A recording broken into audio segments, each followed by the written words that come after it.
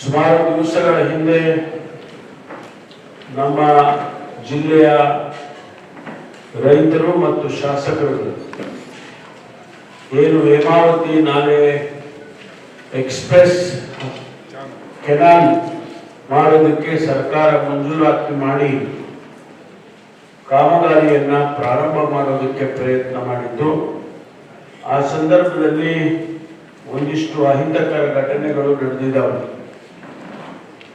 ಆ ಘಟನೆಗಳಿಗೆ ನಾನು ವಿಷಾದವನ್ನ ಮೊದಲನೇದಾಗಿ ಹೇಳೋದಕ್ಕೆ ಬಯಸ್ತೇನೆ. ಕೆಲವರಿಗೆ ಅದರಿಂದ ತೊಂದರೆ ಆಗಿರ್ಬೋದು, ಅದಕ್ಕಾಗಿ ನಾನು ವಿಷಾದವನ್ನು ವ್ಯಕ್ತಪಡಿಸಿ, ನಾನು ಈಗಾಗಲೇ ರಾಜ್ಯದ ಮುಖ್ಯಮಂತ್ರಿಗಳ ಜೊತೆಯಲ್ಲಿ ಮತ್ತು ನೀರಾವರಿ ಸಚಿವರ ಜೊತೆಯಲ್ಲಿ ಉಪಮುಖ್ಯಮಂತ್ರಿಗಳಾದ ಮಾನ್ಯ ಡಿ.ಕೆ. ಶಿವಕುಮಾರ್ ಅವರ ಜೊತೆಯಲ್ಲಿ ಕೂಡ ಇದರ ಬಗ್ಗೆ ಚರ್ಚೆ ಮಾಡಿದ್ದೇನೆ.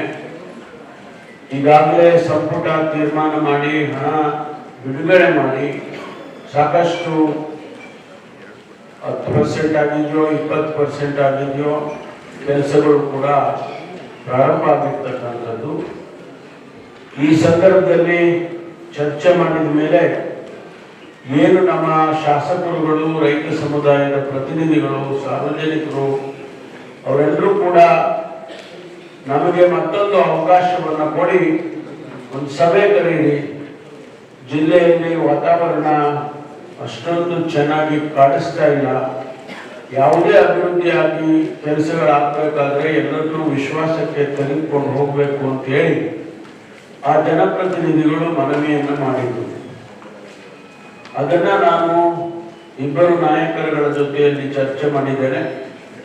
ಈ ತಿಂಗಳ 30ನೇ ತಾರೀಕು ಮಾನ್ಯ ನೀರಾವರಿ ಸಚಿವರು ಸಮಯವನ್ನು ಕೊಟ್ಟಿದ್ದಾರೆ, ಸಭೆಯನ್ನು ಕರೀತೇನೆ ಅಂತ ಹೇಳಿದ್ದಾರೆ. ಅದರ ಏನು ನೋಟಿಸ್ಗಳು ಅಥವಾ ನಡವಳಿಕೆಗಳು ಬರುತ್ತವೆ. ಸದ್ಯದಲ್ಲೇ ಇವತ್ತು ನಾಳೆ ಒಳಗಾಗಿ ತಮಗೆ ಆ ಕರೆ ಬರಬಹುದು ಪತ್ರದಲ್ಲಿ ಮುಖೇನ. ತಾವೆಲ್ಲರೂ ಕೂಡ ಆ ಸಭೆಯಲ್ಲಿ ಮಾನ್ಯ ಶಾಸಕರುಗಳು ಭಾಗವಹಿಸಬೇಕು ಮತ್ತು ರೈತ ಸಮುದಾಯದ ಪ್ರತಿನಿಧಿಗಳಿರ್ಬೋದು ಅಥವಾ ಬೇರೆ ಬೇರೆ ಸಂಘ ಸಂಸ್ಥೆಗಳ ಪ್ರತಿನಿಧಿಗಳಿರ್ಬೋದು, ಅವರೆಲ್ಲರನ್ನೂ ಕೂಡ ನಾವು ಆ ಸಭೆಗೆ ಆಹ್ವಾನಿಸ್ತೇವೆ. ಆ ಸಭೆಯಲ್ಲಿ ಅಂತಿಮವಾಗಿ ನಿರ್ಧಾರವನ್ನು ತೆಗೆದುಕೊಳ್ತಕ್ಕಂಥ ರೀತಿಯಲ್ಲಿ ಮಾನ್ಯ ನೀರಾವರಿ ಸಚಿವರು ತಮ್ಮ ಜೊತೆಯಲ್ಲಿ ಮಾತನಾಡ್ತಾರೆ. ಹಾಗಾಗಿ ಇದು ತಮ್ಮ ಗಮನಕ್ಕೆ, ನಮ್ಮ ಶಾಸಕರುಗಳ ಗಮನಕ್ಕೆ ನಾನು ತರೋದಕ್ಕೆ ಬಯಸ್ತೇನೆ.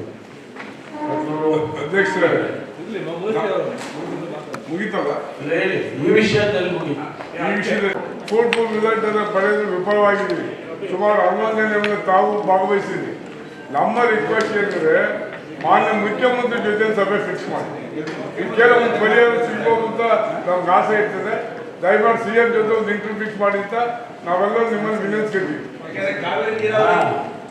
ಮುಖ್ಯಮಂತ್ರಿಗಳ ಹತ್ರನೇ ನಾನು ಇದನ್ನ ಚರ್ಚೆ ಮಾಡಿದೆ. ಅವರು ಕ್ಯಾಬಿನೆಟ್ ನಲ್ಲಿ ಸೂಚನೆ ಕೊಟ್ಟು ನೀರಾವರಿ ಸಚಿವರಿಗೆ ಮೀಟಿಂಗ್ ಕರೆದ್ಬಿಟ್ಟು ಅವರ ಅನಿಸಿಕೆಗಳೇನಿದ್ದಾವೆ ಅವೆಲ್ಲ ಆಧಾರದ ಮೇಲೆ ಬಂದು ತೀರ್ಮಾನ ಮಾಡಲಾಗಿದೆ. ಅದಕ್ಕೆ ಅವರು ಇವತ್ತು 30ನೇ ತಾರೀಕು ಕೊಟ್ಟಿದ್ದಾರೆ. ಅದರಲ್ಲಿ ಏನು ನಿಮ್ಮ ಅಭಿಪ್ರಾಯಗಳಿದ್ದಾವೆ ಅವೆಲ್ಲವನ್ನು ಫೈನಲ್ ಆಗಿ ಒಂದು ಡಿಸಿಷನ್ ತಗೊಳ್ಳೋಣ. ಮಾಡಿ ನೀವು ನಮ್ಮ ಪರವಾಗಿ ನೀರಾವರಿ ಸಚಿವರೇ,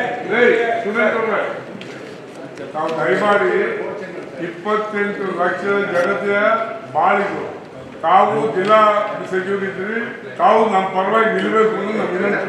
ಆಯ್ತು.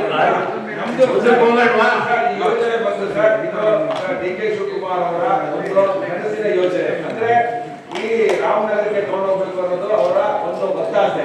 ಅದಕ್ಕೆ ನಾವು ಮುಂದೆ ಕುರಿ ಹೋಗಿ ಬೇಡ್ಕೊಂಡಾಗಿರುತ್ತೆ ಸರ್. ದಯವಿಟ್ಟು ನಾವು ಹೇಳಿದ್ರೆ ಮುಖ್ಯಮಂತ್ರಿಗಳ ಮುಂದೆ ನೀವು ಈ ಪ್ರಸ್ತಾವನೆಯನ್ನ ಇಡಬೇಕು ಸಭೆಯನ್ನ.